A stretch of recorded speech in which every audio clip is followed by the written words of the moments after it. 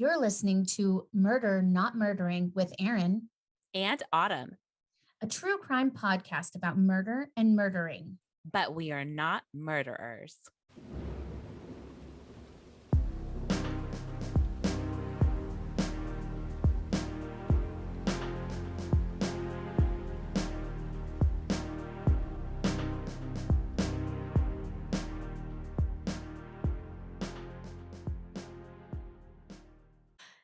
Hi, everybody. We're back at Murder Not Murdering with Erin, and Autumn.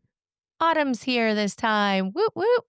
I am. Although I got really good feedback on your last solo episode. Everyone said it was like the best episode ever. Wow. Well, I am glad that people liked it. It's hard for me to talk all by myself, though. Trying to make small talk with myself. That's not for me. It's Well, so hard if anyone can do it, it's you. because I can talk a lot. Yes. I am, as they say, long-winded. Yes, you do not ever run out of subjects to talk about. I do when I'm sitting in a room alone. That's for sure. You did fantastic. Mm. Well, I know some people were wondering about my Halloween costume. I did not take a photo for some reason. I was busy, I was working, but I ended up piecing together several things. So I was wearing my Morticia dress. I put on a black corset over it to make it a little less Morticia-y. Then I put spiders in my hair. I had dangly spider earrings and a Victorian lace necklace. And then I had a spider ring. And then I drew a 3D spider that was like as if my eye was the carapace. So it was really cool. And I'm sorry that I didn't have any pictures to share with you guys, but that's what I threw together for Halloween. Of course, she had a spider. And I'm not into speaking that. speaking of spiders, Oh, God. Okay. I was literally late to this podcast because Blanche the taranch, my tarantula, she is a curly-haired tarantula. I was walking past her terrarium and I saw that she molted. So if you don't know, tarantulas will push their entire exoskeleton, including fangs, off. And then she's already pushed her whole molt off and she is flipped because they do it when they're laying on their backs, which is very creepy. The first time we were like, she's dead. And no, she was not dead. And their old, we call it her old outfit, is usually a little dull and a little bit brown. And then when she comes out, she's like dark black and her hair's longer and she's slightly bigger. And it's very cool. That's one of the things that I love about tarantulas. And I find it really fascinating. But once she's cut for her, every time she molts, she like protects her molt. And I have to wait at least another week until she can eat because her fangs have to harden. But it can be dangerous for her right now to try to eat.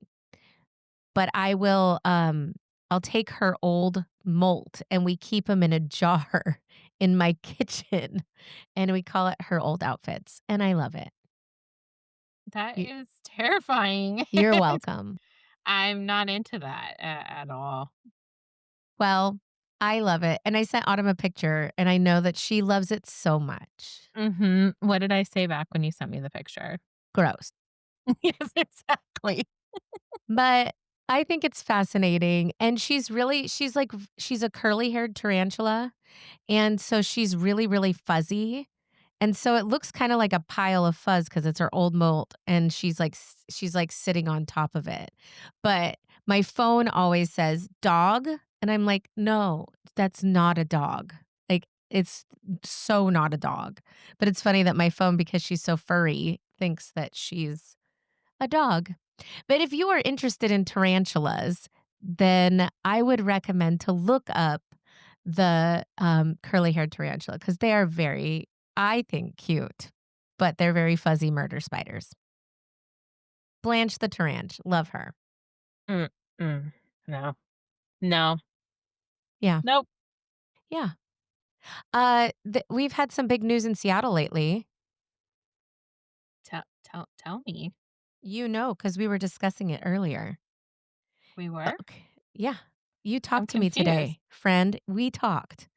They solved a cold case murder, a child murder in Seattle just the other day. Tanya Frazier. Oh, that news. I didn't know you were gonna talk about it because I thought someone wanted me to cover it. They do want I've had 3 messages today asking if you were gonna cover it, but it's big news, so look out because Autumn is going to I'm committing you to it. Yeah, Autumn is everyone going to. thinks I'm the child murder coverer, so here is not gonna support my case that I'm not, because the day there is a murder of a child that I'm covering. Yeah, you're really being like, "I'm not doing that, but I'm doing it today." I mean, it's not like I enjoy these things.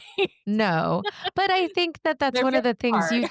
you do a lot of missing children cases and, unfortunately, a lot of those do end up in murder, Yes. but you've always been I feel like from John Benet Ramsey, you Mhm. have been I hooked know. on finding Yes. let's find the kids and also don't forget about them either.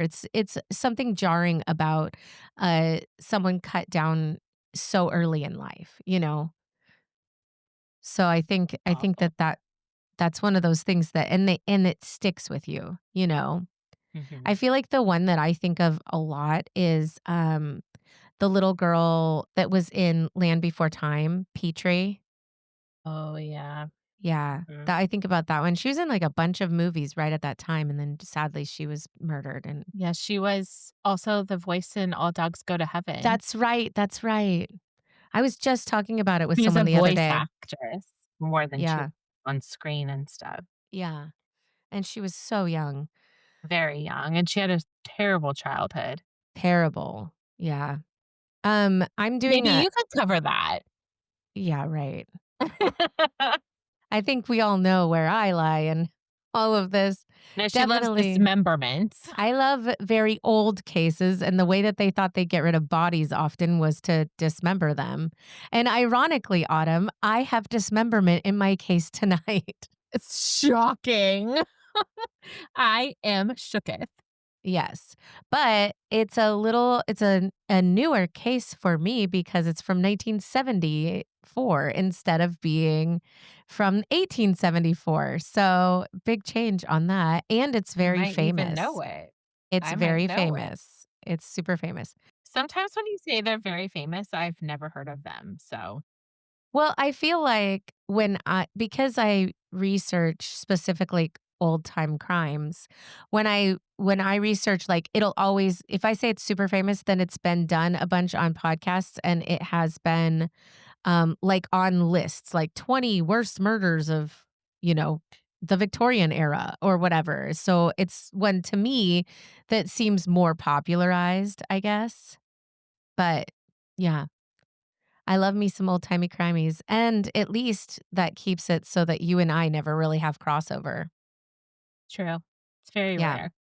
yeah, yeah. I mean, I've ventured into newer cases before, I have, but, I just prefer the old ones. I want early forensics. I want all of that stuff, and, it's that I find that more fascinating, I think, and And how people try to get apparently, away with it.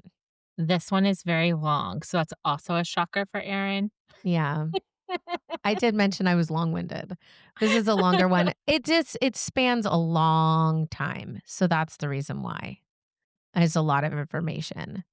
But I think we should Gonna probably jump into enter it the info. because it's pretty stormy here. We've got a lot of rain Yeah. and wind, and Autumn is afraid she's gonna lose power. So we're gonna Yes. try to get through this episode The with lights have flickered a few times, and the wind is so loud, and the rain is so loud, I'm surprised Erin can't hear it. I cannot. Thank God for recording equipment. It's pretty loud. In Yeah. fact, I thought it was a truck driving by, but it was just the wind. Oh. Well, what we're going to do now is we're going to have Autumn go first because had my solo episode. That way you don't have to hear me talking right off the bat. Again. No, we'll save it to the end and block out 2 hours. Psh, don't. It's not that long, but it is a little long-winded. But sometimes you tend to you write shorter than I do, so it kind of It's balances out. true. I usually write much shorter because I cut out the gory details, especially when there are children involved. I just don't want to No, relive. that's fair. I don't wanna hear that. Yeah, so I cut out a lot of the filler, if you might. Yeah. I get to the gory details, though. I actually found this story.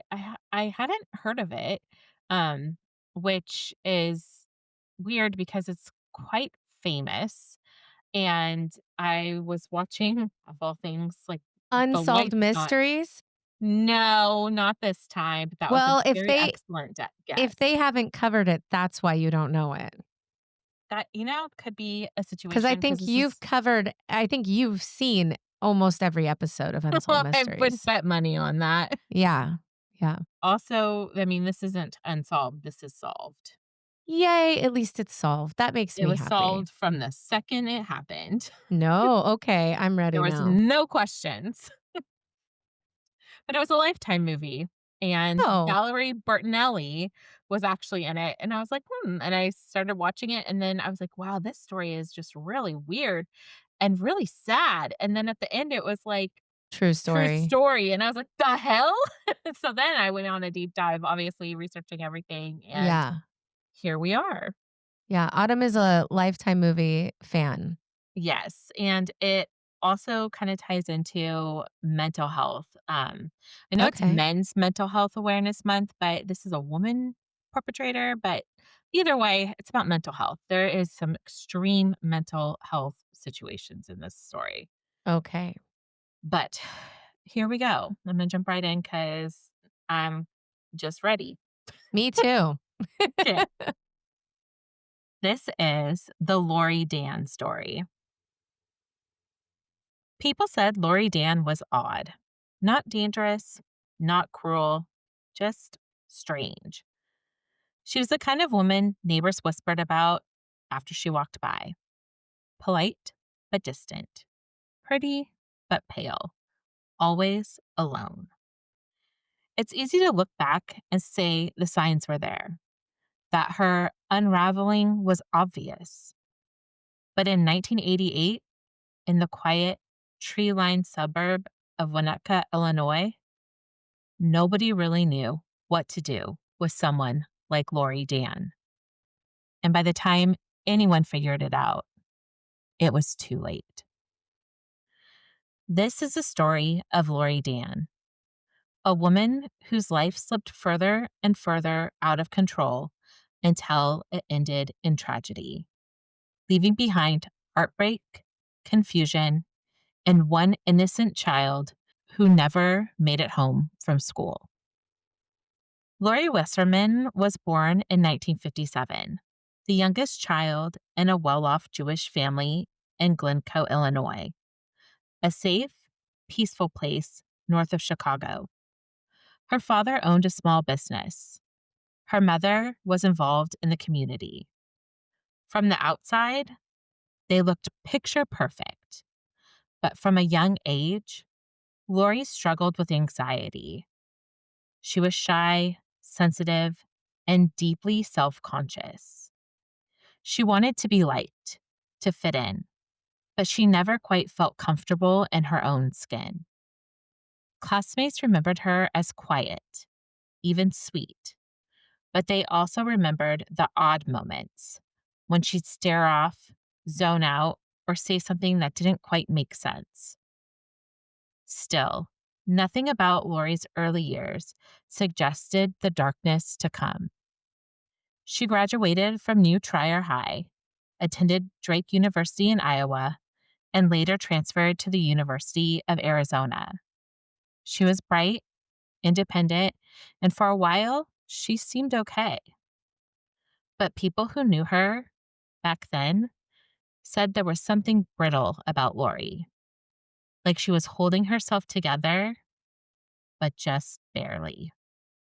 In 1982, Laurie married a young accountant named Russell Dann.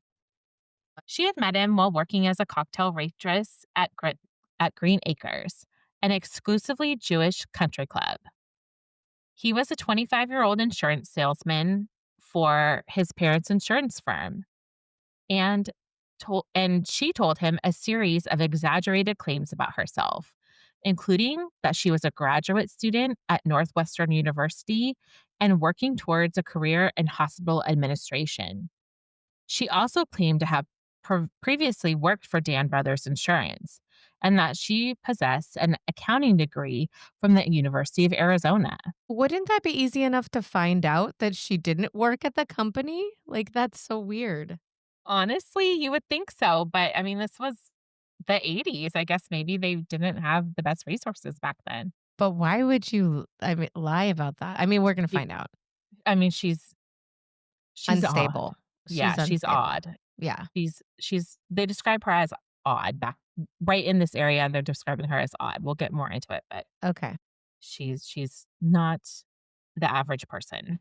Okay. They dated for 9 months before marrying at the Green Acres Club on September 11th, 1982, and they Never forget. honeymooned. Never forget that date. I mean, here we are. And honeymooned in the British Virgin Islands. At first, it looked like a perfect match. Both came from good families. Both seemed steady and respectable. But almost immediately after the wedding, things began to unravel. Laurie became obsessive. She would bleach everything in sight, and she would also leave garbage everywhere. Rotting potatoes, meat. It didn't She didn't clean it up. It just would rot on the That's counters. gross. Yes. She started locking herself in rooms for hours, claiming she didn't feel safe. Poor thing. That's just torturous. All Yes, of it. it's From the all of it. OCD and that stuff, it's just Mhm. very poor thing.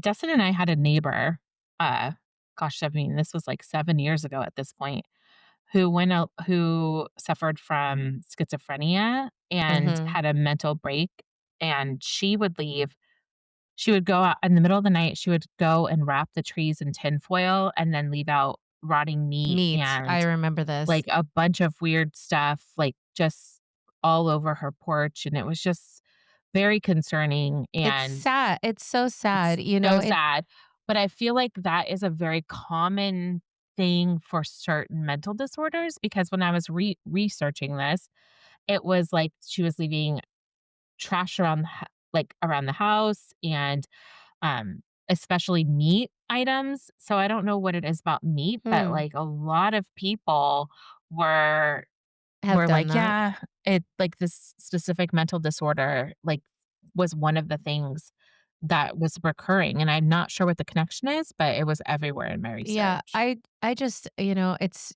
sad that the folks that are suffering like that don't always have the resources or don't always get the help that they need. Mhm. Yeah, Yeah. especially during that time. It was just Yeah, I a mean, different time. mental illness is the history is pretty brutal. Mhm. She would lock herself in rooms for hours, claiming she didn't feel safe. Then came the calls, dozens a day. Angry, paranoid, sometimes incoherent. She accused her husband of strange things, of plots against her. Russell was baffled, Yeah, I was and like, "How's he handling this?"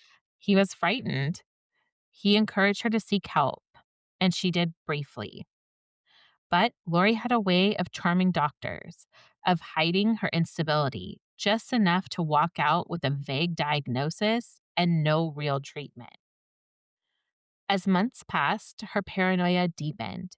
She began sleeping with a butcher knife nearby, convinced someone was coming for her. She stopped eating food Russell cooked, afraid it was poisoned. Which, I mean, can you imagine? Like, first, like, I feel bad for her suffering from this mental disorder. And then her husband being like, what do I do?" He's like trying to help her, but clearly it's not it's not going the way he thinks. Yeah. So she was in therapy for about 3 months, and Although Russell eventually talked her into returning to it, she did not take it seriously. He attended one of her therapy sessions in September 1985, and shortly after their third anniversary, and found that she'd never really told her therapist about her problems. What? Mhm. That's bizarre, but she was Right? going to therapy. She was going to therapy, but she wasn't telling her therapist about her problems, and she was turning on the charm and not speaking about the issues that she was having. That's too bad. That was a missed opportunity right there. Mhm. His family was pressuring him to dump her, but he continued to resist and hoped things would work out. Russell bought Laurie a gift of a pink sweatsuit and a bouquet of flowers, but she carried the flowers around with her even after they wilted and died, and refused to take off the sweatsuit for fear that Russell would leave her if she did. In October, he announced he was parting ways with her. Laurie moved back in with her parents, and her mental problems escalated. The divorce negotiations were not amicable, with Dan claiming that Russell was abusive and telling him if she couldn't have him, nobody could. Over the following months, police were called to investigate various incidents involving Laurie, including several harassing phone calls made to Russell and his family. In April 1986, Laurie accused Russell of breaking into and vandalizing her parents' house, where she was living at the time. On May 5th, she purchased a Smith & Wesson Model 19 357 Magnum, telling the salesman that she needed it for self-defense. She filled out all the registration work and received the gun 3 days later. Since Laurie did not have a criminal record, she was able to legally obtain a firearm, but police were concerned and unsuccessfully tried to persuade Laurie and her family that she should give it up. Why were Dur the police involved in that? Because they her husband was worried about her Oh, mental and state. then she applied for her license. I Mhm, see. and she got a gun, but she didn't have any criminal records, so they couldn't deny her of it. Oh, scary. So they were just convincing her to give it up, but Sure. she was adamant that it was her right, and it See, is, and if there's if the but the thing is, like, if they had a mental health check or something, that could have but helped prevent that. she didn't Yeah. have anything on record No, of I her get mental it. I health. get it. And also, it's not it has to be like a criminal situation. So, like, Sure. even if she was going to therapy and stuff, that isn't public. So, during the divorce, Lori was in the process of negotiations with Russell, in which her father demanded a $100,000 lump sum settlement with $20,000 a month alimony payments for 10 years. Although Russell was financially well off, Laurie had no need of this kind of support, and his lawyer demanded a copy of her college records to prove she was able to financially Oh, support no. herself. Yep, and After this is when obtaining he them, finds out the lies. After obtaining them, they found out that she never graduated and had never been a research assistant. In August 1986, Lori contacted her ex boyfriend, who was by then a resident at a New York hospital and now married to a different woman, and claimed to have had his child. As he had not seen Lori in 5 years, he dismissed her claims as unbelievable. But Lori called the hospital where he worked and claimed her ex boyfriend had raped her in the emergency room. In September 1986, Russell accused Laurie of stabbing him in his sleep with an ice pick, barely missing his heart, despite not having seen his attacker. So someone broke into his home, stabbed him with an ice pick, and he thinks it's her, I but mean, I didn't. would also Yes, assume that. I would too, but there's no evidence. So police decided not to press charges based on a medical report, which suggested that the injury might have been self inflicted, as well as Russell's abrasive attitude towards investigators and a failed polygraph test. Russell and his family continued to receive harassing phone calls, and Lori was arrested for calls made to Russell's sister. The charges were dropped due to the lack of evidence. So she was basically just calling and calling and calling him. That would be maddening. Mhm. Russell's family tried to warn people. They told people she was unstable, dangerous, unpredictable, but nothing ever came of it. Laurie's parents continued to defend her, insisting she just needed time and understanding. And because of that, because nobody wanted to push too hard or embarrass her, Laurie slipped further into her illness and deeper into danger. After the divorce, Laurie lived alone. She moved frequently, sometimes staying with friends, sometimes with her parents. Her paranoia grew worse. She began calling people in the middle of the night, making strange threats. She mailed bizarre packages to strangers.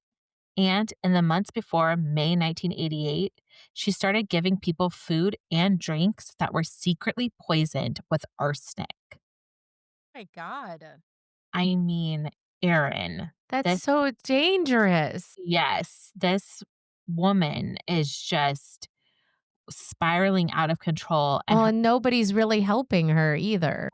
and her parents are just like, oh, she's just troubled. It's okay. I think the thing that's sad about that is as a parent, you want the best for your children. You want to take care of them and all of that. But to take care of her would be getting her help. This is just mind blowing. Huh? It's gets much worse. She told some people it was a gift, others she claimed it was leftover party food. Some recipients got sick, others never ate it. No one could understand what she was doing or why. It was like she was testing something, watching for reactions, lost in her own private world of delusion. At one point, she walked into a babysitting job with a loaded gun in her purse. The family didn't know it at the time. They said she seemed polite, if a little odd, and then she just stopped showing up. It was as if Laurie was slowly crossing lines, one after another, seeing how far she could go before someone stopped her. But no one ever did. At about 9 a.m. on May 20th, 1988, Dan arrived at the home of the Rush family, her former babysitting clients in Wanaka, to pick up two of the younger children. The day before, she'd offered to resume babysitting their sons, but was told that wasn't necessary and they were going to move to New York shortly. Laurie managed to talk them into letting her take the boys to a fair. Instead of taking the children on the promised outing, she took them to Ravinia Elementary School in Highland Park, where she erroneously believed that both of her former sister in law's two sons were enrolled. In fact, one of Laurie's intended targets was not even a student at the school. She left the two children in the car while she had entered the school and tried to detonate an incendiary device in one of the corridors. She wandered the halls for a few minutes before entering a second grade classroom. Inside were about 30 children, ages 7 and 8. Without warning, Laurie pulled out a .22 caliber pistol and began shooting. 6 children were hit. One, 8-year-old Nicholas Corwin, was killed instantly. My God, this is horrible. It's awful. The rest of the class ran screaming from the room. Laurie followed them into the hallway, still firing. And then suddenly, she stopped. She turned, walked calmly out of the building, got into her car, and drove away. A few minutes later, she pulled up outside a home just a few blocks away, the home of the Andrews family. The mother, Ruth, answered the door. Laurie claimed her car had broken down, and Ruth, being kind, invited her inside. Once she was in, Laurie pulled a gun. She held the family hostage for several hours. Confused, Wait, are those kids still in the back of the car? it doesn't say. Okay. Because I'm like, wait, she just left those kids in the back of the car for hours and she's holding these people I hostage? think the kids might have gotten out of the car at the school, but it Okay. That is honestly just it wild. doesn't say, and in the movie, they got out of the car, but it doesn't say Okay. anywhere in any of the articles, so Sure. I'm not entirely sure. Yeah, I hear you. So she's holding them all So hostage. she held them hostage for several hours. She was confused, rambling, alternating between calm and panic. Eventually, the family managed to escape, except for their 20-year-old son, Philip. Laurie refused to let him leave. When the police surrounded the house, they heard 2 gunshots. Philip Andrews was wounded but survived. Laurie Dann was dead by her own hand. I was worried that was going to happen. Mhm. Winnetka was shattered. This was an affluent, tight knit community, the kind of place where people didn't lock their doors, where bad things happened somewhere else. Now, they were on national news. Parents stood outside the school crying. Teachers struggled to explain to their students why a woman had walked into their classroom and opened fire. Nicholas Corwin's death devastated the town. He is remembered as sweet, funny, and full of life, a little boy who loved baseball and animals. He was born on April 9th, 1980, and he was a student athlete known for her sportsmanship and skills. According to a report in People magazine, 1,500 people attended Corwin's funeral. Shortly after his death, playing on the meaning of his name, his friends and schoolmates created a book, The Gifts That Nicholas Gave. The tragedy sparked debate about gun laws, mental illness, and how someone like Laurie Dann could slip through so many cracks. But even decades later, the answers still feel unsatisfying. It's hard to imagine now, but in 1988, a school shooting was almost unheard of. Laurie Dann's rampage was one of the first times Americans saw this kind of violence unfold in a classroom. Children hiding under desks, parents rushing to schools, police swarming suburban streets. It was shocking, and it felt impossible to understand. Back then, it was treated as an anomaly, a single, horrifying act by a deeply disturbed woman. But looking back now, it's chilling how familiar that kind of fear has become.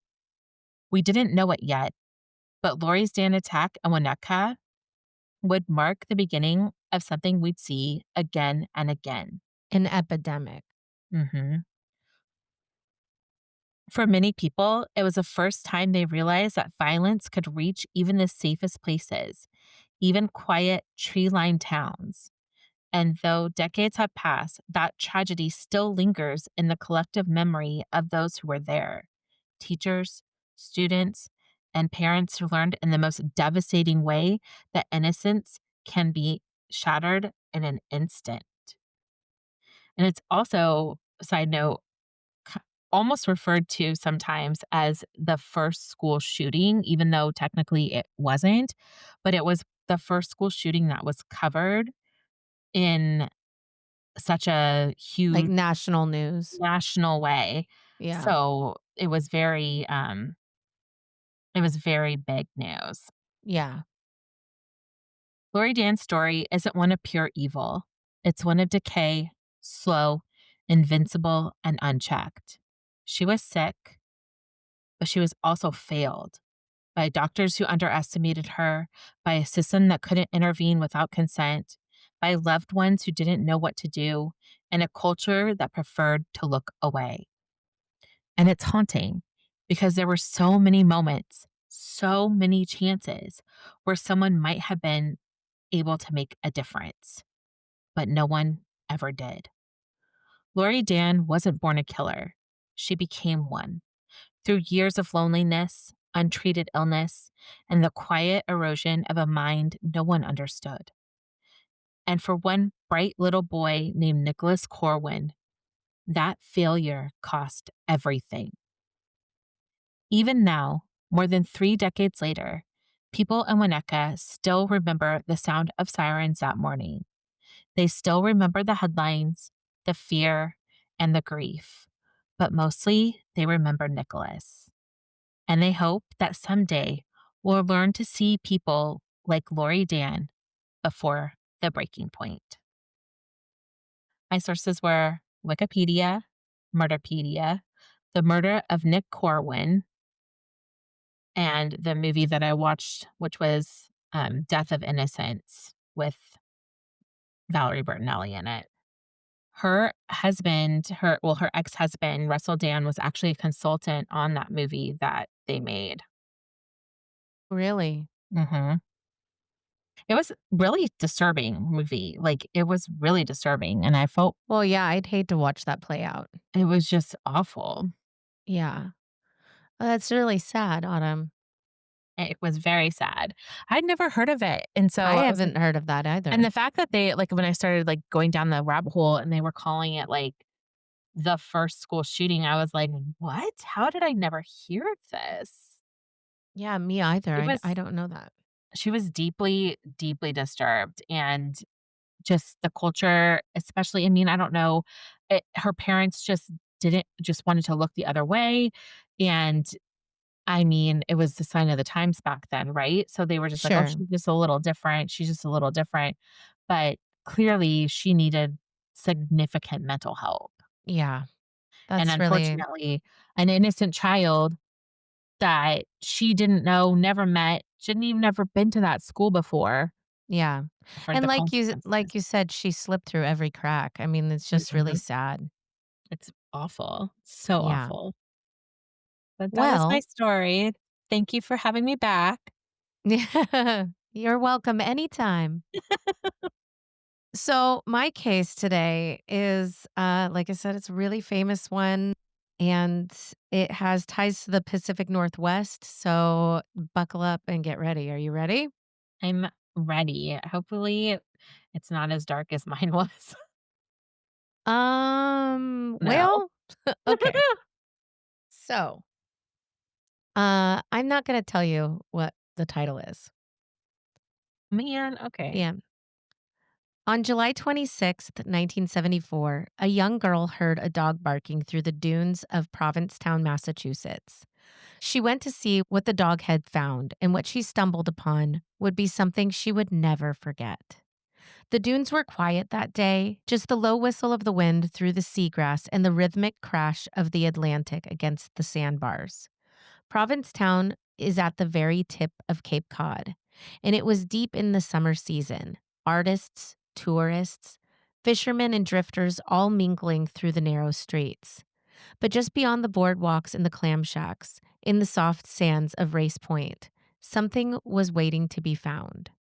The dog caught the scent first. It darted ahead, toward the rise of the dunes about a mile from the parking lot. When the girl followed, she saw what at first looked like a blanket or a piece of driftwood.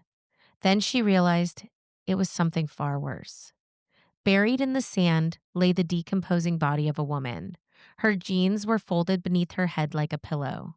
A blue bandana and a pair of Wrangler cutoffs were beside her. Her long auburn hair fanned out around her skull, and her hands were missing. The Oh my killer had, yeah, the killer had removed them, likely to prevent the identification of fingerprints. Her head was nearly severed from her body. It was, without question, a brutal and deliberate act. When the police arrived, they knew right away they were dealing with something unusual. The body hadn't been dumped hastily, it had been arranged. Her body was lying face down, arms extended, almost peacefully. But the violence told another story. Investigators estimated that she had been dead about 10 days. The sand had preserved her body somewhat, and the heat had slowed the decomposition. She was between 5'6" and 5'8", athletic build, about 145 pounds, and age somewhere between 20 and 49 years old. Because they hadn't had a chance and her body was decomposing, that was their initial estimate. She'd had dental work worth thousands of dollars, the kind of work done by a skilled professional. Whoever she was, she had once had access to money. A gold-flecked pink nail polish still clung to her toenails. Her jeans were Wrangler brand, a Western cut, not something common to Cape Cod. She had no identification, no purse, and no car nearby. And then there were the teeth. Perfect, expensive, and intact. The killer had removed her hands, but her teeth would tell a story of their own. Detective Hayden and Chief Meads of the Provincetown Police called in the Massachusetts State Police, who began what would become one of the longest unsolved cases in state history. They checked missing persons reports across New England. Nothing matched. No one seemed to be missing a woman that fit her description. Not in Boston, not in Rhode Island, and not even in nearby fishing towns. The press got wind of it within hours. From the Cape Codder, July 29, 1974, a gruesome discovery was made Friday in the dunes of Race Point when a local girl stumbled upon the body of a woman believed to have been murdered some 10 days prior. Authorities are at a loss as to her identity. By the following week, she had a name, but it wasn't her own. Reporters started calling her the Lady of the Dunes. Provincetown in 1974 wasn't like what it is today. It was free, rough, and had a mix of old Yankee families, fishermen, and the counterculture. People came and went. Some stayed a summer and vanished. It was a perfect place for someone to disappear or for someone else to hide a body. Investigators scoured the dunes, combing the sand inch by inch. They found tire tracks leading to an area, but couldn't match them to any vehicle. One officer told reporters she could have come from anywhere. She could have been a hitchhiker, a drifter, or a local nobody noticed was gone. But there were details that didn't fit this idea of a transient woman. Her teeth were porcelain crowned and screamed of a higher class. The jeans, the bandana, she wasn't destitute. She had style. The autopsy revealed that she had likely been killed by a blow to the head. Her skull was crushed, and her neck was slashed post-mortem. And then came the strange detail that would haunt investigators for decades. The way her body had been positioned, with her jeans under her head, as if someone cared or wanted to pretend they cared after killing her. And she also had her throat slashed after she was dead? After she was dead. So that's weird. Yeah. In the following weeks, sketches were drawn. The first composite showed a white woman in her late 20s and early 30s, high cheekbones, reddish-brown hair, and blue eyes. Flyers went out across New England. Unknown female found July 26, 1974, Race Point Dunes, Provincetown. Please contact the Massachusetts State Police. Tips started to pour in. A missing woman from Boston, a waitress from Maine, a dancer from Rhode Island, but none of them were her. For every hopeful call, there was disappointment. By late summer, the case had gone cold. Investigators did not give up. They sent the dental records across the country. Over 100 comparisons. They checked in hospitals, mental institutions, women's shelters. They even looked north into missing Canadians. By fall, the media had turned her into something mythic. The Boston Globe wrote in October, "The mystery of the Lady of the Dunes continues to baffle police and haunt Provincetown. Who was she? And who wanted her gone so badly that they erased her very identity?" Locals whispered about mob connections, drug deals gone bad, a jealous lover. Some said she was the victim of the Cape Killer, a serial killer rumored to haunt the highway. But the truth was, no one knew anything for sure. As the years passed, the case became part of Provincetown's strange lore, the kind of story that was told in the off-season when the tourists were gone and the nights were long. Every detective who inherited the file swore they would be the one to solve it. And yet, there was something about her, about the Lady of the Dunes, that kept people searching. Her story wasn't about death, it was about identity, about a woman whose life was stolen so completely that not even her name remained.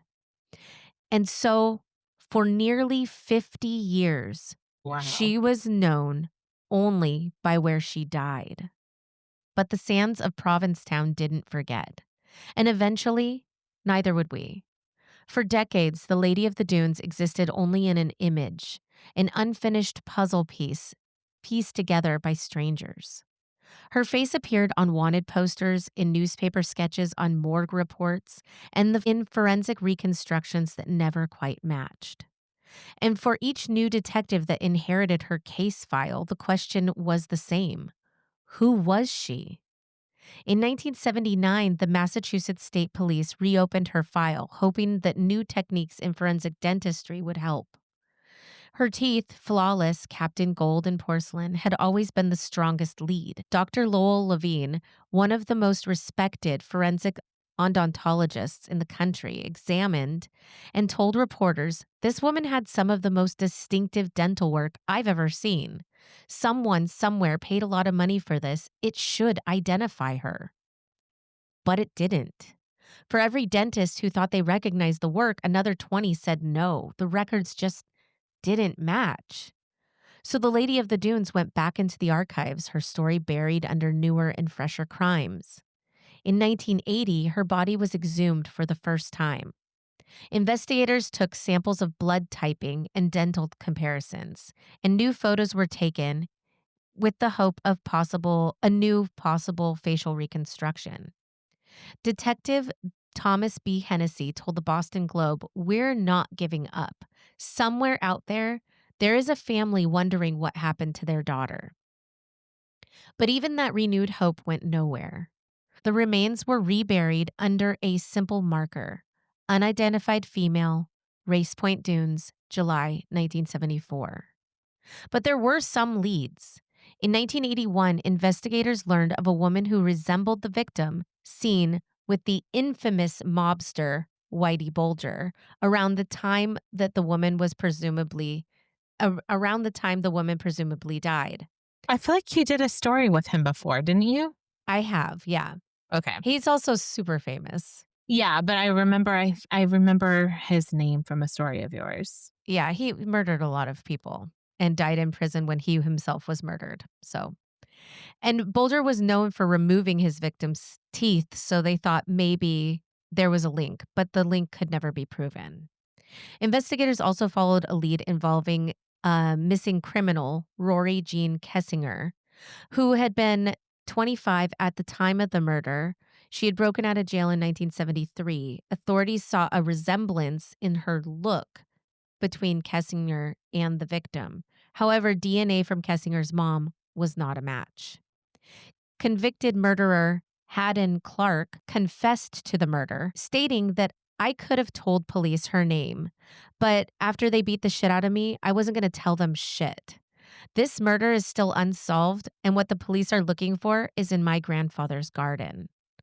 Authorities said that Clark suffered from paranoid schizophrenia, a condition that may lead someone to confess falsely to crimes.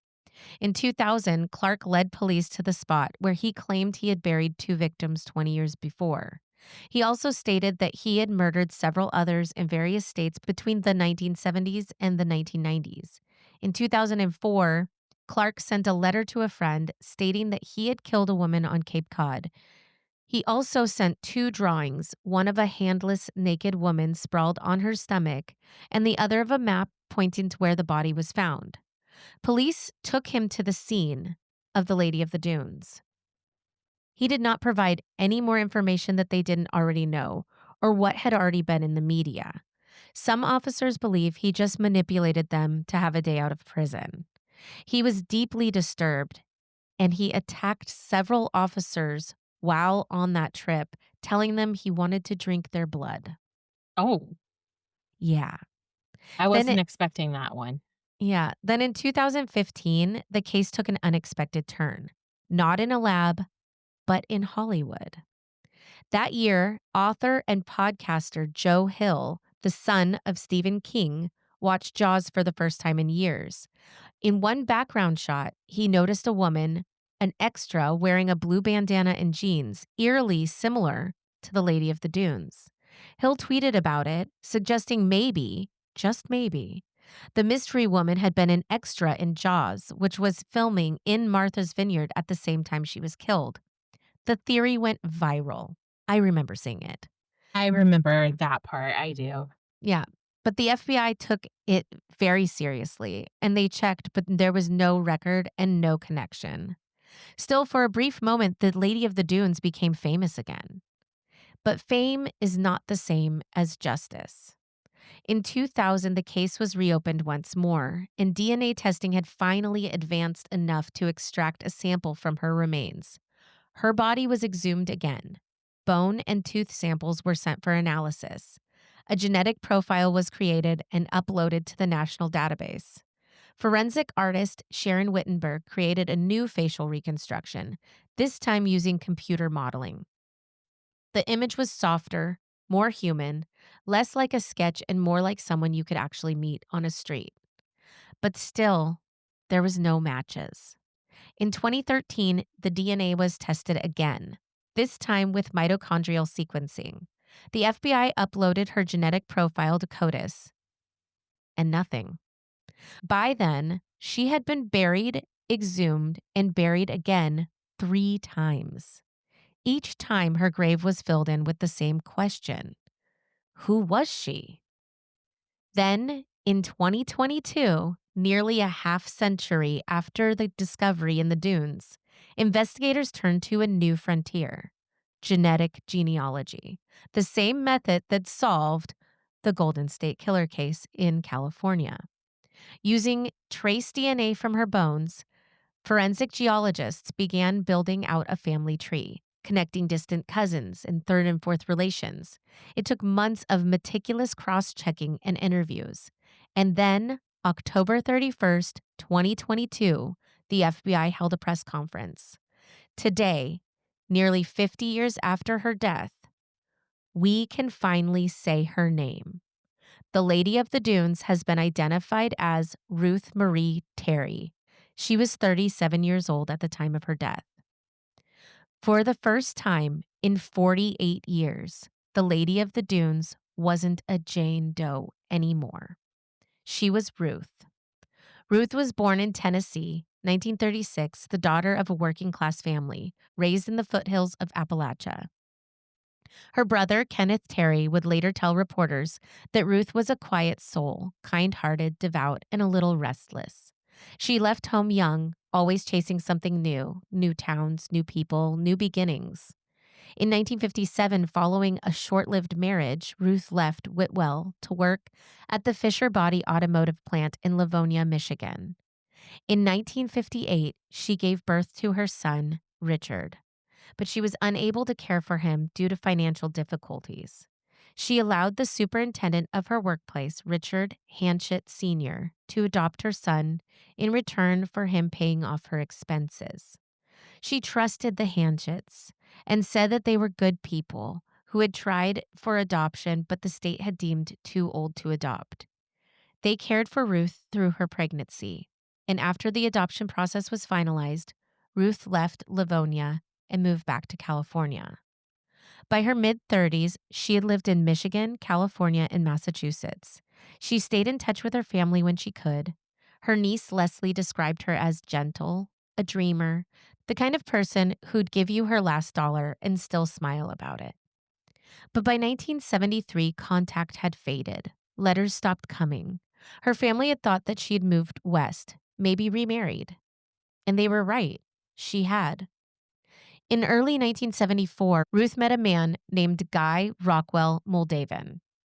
He was charming, well-dressed, worldly. He claimed to be an antique stealer, a man of culture and travel. To Ruth, who had spent her life looking for love and stability, he must have seemed like someone who could finally give her both. They had married that same year, a quick ceremony in Reno, Nevada. Within months, Ruth vanished. After 1974, her family never heard from her again. Her brother Kenneth recalled trying to find her, writing letters, calling numbers that no longer worked. He later said, "We thought she was traveling. Ruth always had a wandering spirit. We never thought she was gone." Moldavan, meanwhile, resurfaced on the East Coast alone. He told conflicting stories. To one acquaintance, he said that Ruth had run off. To another, he said that she died in a car crash. But Okay. but no one ever saw her again, and we know why. And Mm-hmm. in Provincetown, a woman's body was found in the dunes, her face beaten, her hands gone, her identity erased. Ruth's family would not know the truth for nearly 5 decades. When the FBI called Ruth's surviving relatives in 2022 to tell them where she had been all along, there was silence, then tears. Her niece said in a statement, "We always knew she was out there somewhere. We just didn't know she was waiting for us." The official FBI press release read, "The identification of the Lady of the Dunes is a culmination of decades of investigative work by law enforcement and the advances in forensic science. While this case has been solved in part, our work is not done. We will continue to pursue the justice for Ruth Marie Terry." Almost 50 years after her death, Ruth had finally been found. But naming her was only the beginning, because once investigators knew who she was, they began to look closer at who she loved. Her husband, Guy Rockwell Moldavan, was the last known person to see her alive. And he wasn't just another wandering salesman. He had a past darker and stranger than anyone could have imagined. And decades before Ruth's death, there was another woman, another disappearance, another body. The truth about Guy Rockwell Moldavan would pull investigators all the way across the country to the misty edges of the Pacific Northwest. When Ruth Marie Terry married Guy Rockwell Moldavan in early 1974, she couldn't have known that the man beside her had already buried 2 wives, figuratively and maybe literally. He was charming, well-dressed, and smooth-talking, a kind of man who seemed to have had 100 lives. But behind his easy charm was a pattern of deceit, violence, and disappearances that stretched back more than a decade. This is the story of the man she married. Guy Moldavan was born in 1923, reportedly in the Midwest, though records of his early life are scarce and inconsistent, something he seemed to prefer. On May 11, 1946, while working as a professor, he married Joellen May Loop in Bellevue, Pennsylvania. The couple lived in New York, California, and then Seattle, Washington, where Moldavan worked as a disc jockey. The couple divorced July 16, 1956. In the 50s, he was living in Seattle and working as an antiques dealer and art broker. He had a knack for charm and persuasion, the kind of person who could sell you a broken vase and make you feel lucky to have it. Friends and neighbors remembered him as cultured, mysterious, a man with impeccable taste and a tendency to reinvent himself every few years. But there was always a shadow trailing him. In 1956, not long after his divorce, Guy married a woman named Manzanita Moldavan, sometimes recorded as Manzanita Ryan, and he had become a stepfather to her daughter Dolores Mearns, age 18. They lived in a modest home near Seattle's Green Lake neighborhood. On the surface, they seemed like a bohemian, artistic, eccentric, but affectionate couple. By 1960, both Manzanita and Dolores had vanished. Guy told friends and neighbors that they had gone on a trip to Europe, then that they had gone to California. Later, they moved away for good. But Manzanita's family didn't believe him. They hadn't heard from her in months, so they went to the police. And when detectives searched the property, what they found would shock Seattle. In April 1960, investigators drained the septic tank behind the Moldavan home. Inside, they found human remains, flesh and bone fragments dismembered and decomposed. Though identification was difficult, evidence pointed to Manzanita and her daughter Dolores. The press called it one of Seattle's strangest crimes, and that's saying something. Mm-hmm. That is truly saying something. Authorities discovered what is believed to be human remains in a septic tank at the residence of Guy Rockwell Moldavan, art dealer. Occupants of the home, his wife and stepdaughter, have not been seen for several weeks.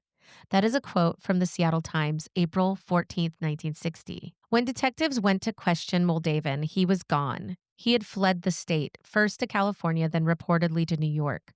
A warrant was issued for flight to avoid prosecution, but the case eventually stalled, even when Moldavan came back to Seattle.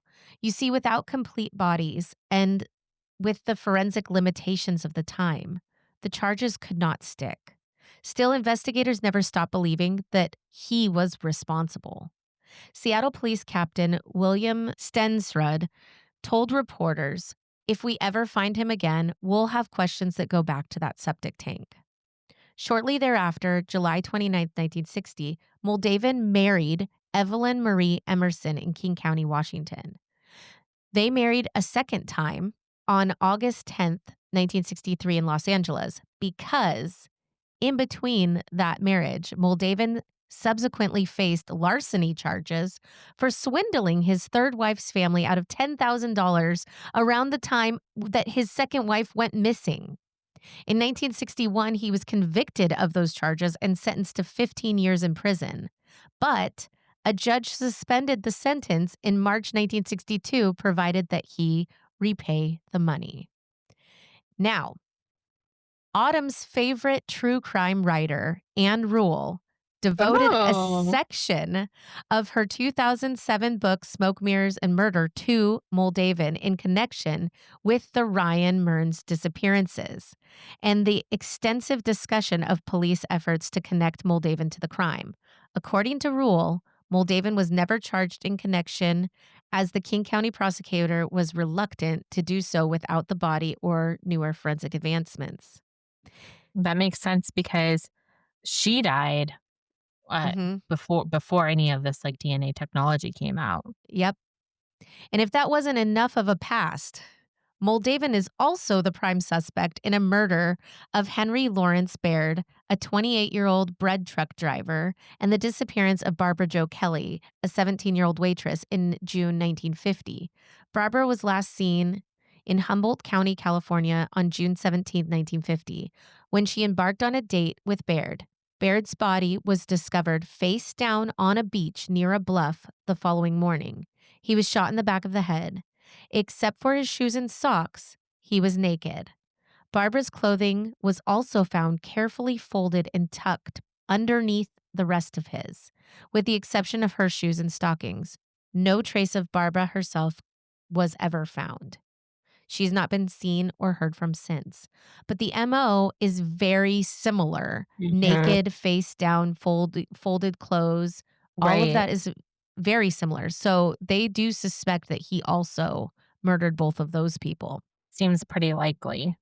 For more than a decade, Guy Moldavan lived under aliases: Guy Rockwell, Raoul Rockwell. He moved through circles of art dealers, radio broadcasters, and small-town con artists.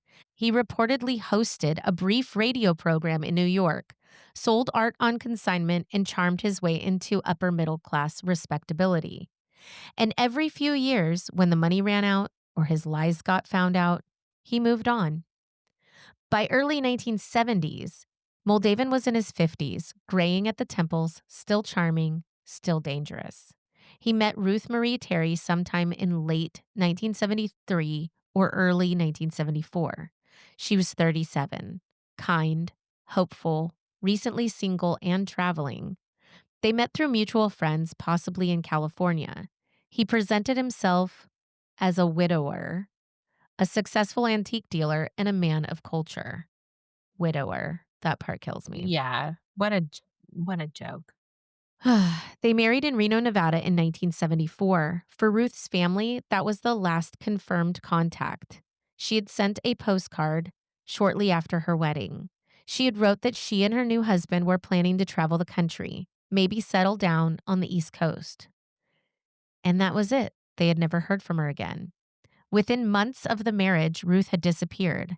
Moldavan resurfaced, alone, driving Ruth's car. What an ass. How casual. He visited her family once, reportedly telling them that she had run off after an argument on their honeymoon. In the fall of 1974, the same year that Ruth's body was found in the dunes in Provincetown, Guy Moldavan was already gone again, slipping back into his old habits. He had remarried again a few years later and lived quietly for decades, bouncing between New York, California, and the Pacific Northwest. According to a feature article written about him in 1985, he had retired from his job as an executive vice president of a silver store on Rodeo Drive in Beverly Hills. In the profile, he was working at a radio station, KAZU, in Pacific Grove as a volunteer, hosting a 3-hour weekly call-in show on aging, growing, and making transitions. He was out there giving folks advice. He is a classic narcissist. Yes. According to his obituary, Moldavan was born in Santa Fe, New Mexico on October 26, 1923, and he died of a lengthy illness in Salinas, California on March 14, 2002. Survived by his wife, Phyllis, and his sister, Joan. He never faced any charges for any of the women who vanished around him. When the FBI announced in 2023 that Moldavan was the prime suspect in the murder of Ruth Marie Terry, investigators also revisited the Seattle case. The similarities were chilling. Both women, Manzanita and Ruth, were independent, trusting, and drawn to Moldavan's charm. Both vanished shortly after marrying him. Both were found, or at least parts of them, in remote, secluded places. Both had been erased as if their existence had been inconvenient. The FBI's Boston Division statement in March 2023 read, "Based on the totality of evidence, timeline, and witness accounts, investigators have identified Ruth Marie Terry's husband, Guy Rockwell Moldavan, as the individual responsible for her death." Though Moldavan was long dead, the Bureau had made the rare move of publicly naming him. If Ruth's story began in Tennessee and ends in Massachusetts, its darker pulsing center ran straight through Seattle. In the 1950s and 60s, the city was changing fast. Bowing money, beat poets, and a thriving art scene. Moldavan fit in perfectly. The Green Lake home where the septic tank murders occurred still stands. Locals say it's been remodeled several times, sold, and resold.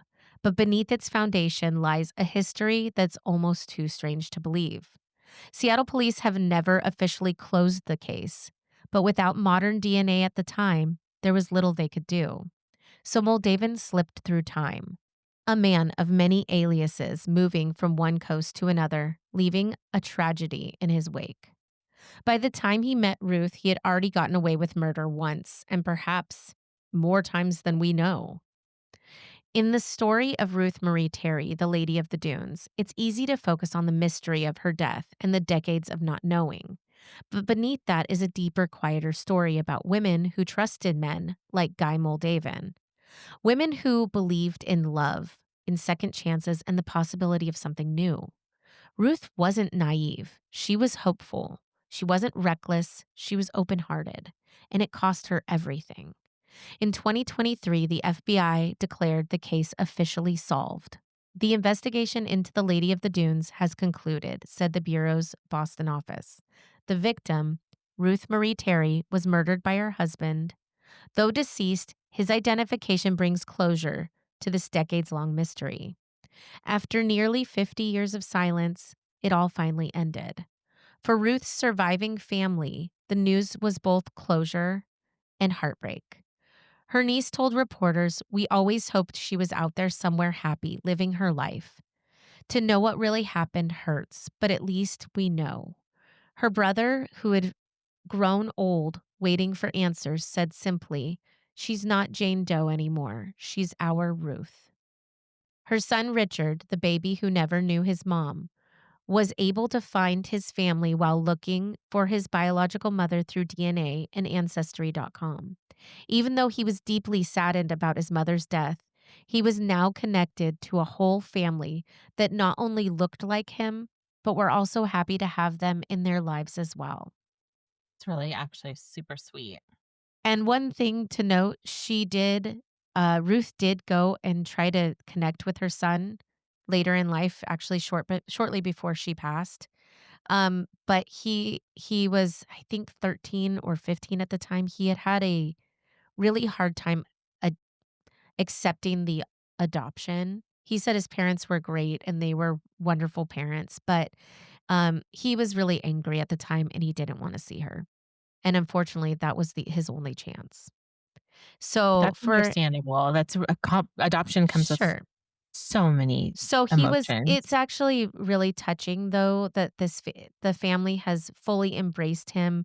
They have a lot of similarities and now he has this whole other side of people that are connected to his mother. So it's actually pretty touching that came about. Ruth's story and the long trail of deception left by Moldavan is more than just a solved mystery. It's a reminder of how time and science can bend decades apart to tell the truth. In Provincetown, her grave now bears her name. Ruth Marie Terry, 1936 to 1974. In Seattle, the shadows of the past remain. And somewhere between those coasts, the story of Guy Rockwell Moldavan still lingers, a man who'd reinvent himself until death, leaving behind women who could no longer speak for themselves. For more than 50 years, the Lady of the Dunes lived in that in between space, the place where names were erased and mysteries become folklore. She was a composite sketch, a ghost, a theory whispered over campfires and true crime forums. But beneath all of that, she was Ruth, a real woman with a laugh, a family, and dreams that stretched far beyond the Massachusetts shoreline. Loved at last by name, never forget, behind every unsolved mystery, there is a person who mattered. My sources were the documentary The Lady of the Dunes, the FBI Boston press releases, Massachusetts State Cold Case Unit reports and updates, coverage from the Boston Globe, Cape Cod Times, the Provincetown Banner, and the New York Times, archival reporting from the Seattle Times, the Seattle Post-Intelligencer, NBC News, and the Washington Post. I read that book of Anne Rules, and that's so wild because I mean, I do know this story when you Yeah. started talking about it. Um, and in her book, she said that he married a woman named Terry, Yes, yes, yes, she said that. and it was her last name, and it's like, "Oh, just if we just coulda So connected close. it then So close. when he was still alive." I know. Isn't that crazy? I just I had um I had known of this case obviously and I knew of the Jaws. I remember when that went crazy and they were like, "Did you know there's a possible murder victim?" Mhm. It wasn't her. But it's just crazy that it just kept coming back in culture over and over again and and the detectives worked so hard trying to Yeah, find the so answer hard.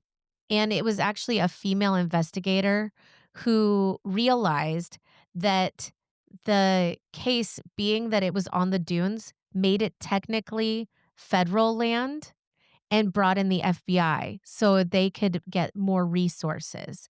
So that happened, in the 2000s, or she went to them and said, "No, this is your case. You need to do this. You need to take the DNA." And that is what helped push it to be solved. It's just crazy and for so long not knowing, but it was touching, especially in the documentary. You see her son talking a lot about the case and about how he, found out that his mom had been murdered, but you also get to see her family connecting with him, and it's both for them, it's a piece of Ruth, and for him, it's also filling in those places because his parents had passed away by that point. Mhm. So, now he has a family and he gets very emotional about it. It's really touching. But anyway, that was my case, The Lady of the Dunes. Erin doing a famous case. You're welcome. Well, I didn't realize it was connected to that's the septic tank murders. Mhm. That was one thing I didn't know, and Rule apparently did, Yeah, but Anne Rule was she was amazing. so close saying Mhm. saying Oh, Terry. a woman named Terry. Yeah. If they just kept following I mean, I don't know that that clue alone would have gotten there, but it's kind of wild. Well, it's also wild how it was so hard to track records back then, and he moved around so easily and hid And so he was all easily, over. Yeah. but he also was so public. I mean, he was a disc jockey. Oh, yeah. I mean, like, literally, there were articles that people wrote, like, highlighting him. Mhm. He didn't hide. He wasn't, like, under the surface hiding around people. He was committing these crimes, and he was out there doing it. Like, it's Yeah. just crazy to me and Mhm. so frustrating that he never had to own up to any of it. And he probably killed that couple at the beach. 100%. There Then he for Yeah. sure killed the his wife and her daughter that were found in the septic tanks. Like, this man literally killed multiple people, and he never had to own up to it. It's just Yeah, he never had to face the he got music. to live a nice life, remarried several times. He Several was married times. again. Yes, He was several married times. again when he died. Like, and people that talk about him that were friends or people that he knew are like, "He was the greatest guy. We're so shocked by this." It's just crazy. Yeah, it's crazy how, like, narcissists can compartmentalize or just be who they want people to think they are, and you just can't know them for too long, right? Like, No, his and well, marriages didn't last very long, and and then once he they found moves, out, yeah, and then right? he moved, so Reinvents it's like himself. "I'm a reinvents new himself. person." Yeah. So for just a short amount of time, sure, he's wonderful. You think he's great, and then you find out, and then he has to Or you reinvent die. himself. Or you die, yeah. It's either one. He decides apparently. Well, it's just the whole thing was a little crazy to me, and, I like I said, I didn't know the Seattle connection to it because this was only solved in 2023, so it's not that old. No, it's Um, not. it's just yeah, it was an interesting case. I know it was long, but it was really interesting to me, and I really wanted to tell the story, so I hope you all liked it, and we will post about this case as well as Autumn's case on Instagram at Murder Not Murdering. We will also post on TikTok, mnm.pod, and we're gonna be back next week with 2 new cases. Be ready for that. Tell your friends, tell them to listen to this podcast. We appreciate all of you. Slide into Yeah. our DMs if there are any cases you want us to solve, or if you have any interesting connections or anything like that. Slide into our DMs. Tell us what you want to hear, and we will do our very best to research and cover those things. So we will be back next week. Thanks for listening. Bye.